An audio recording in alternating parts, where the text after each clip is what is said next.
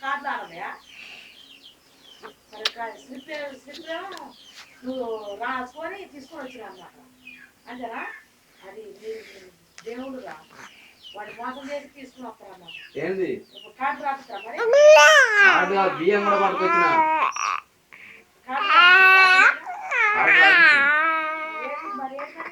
ఏమో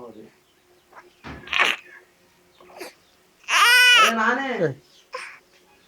ఏడున్నావు ఏంది ఇంటికి వచ్చినా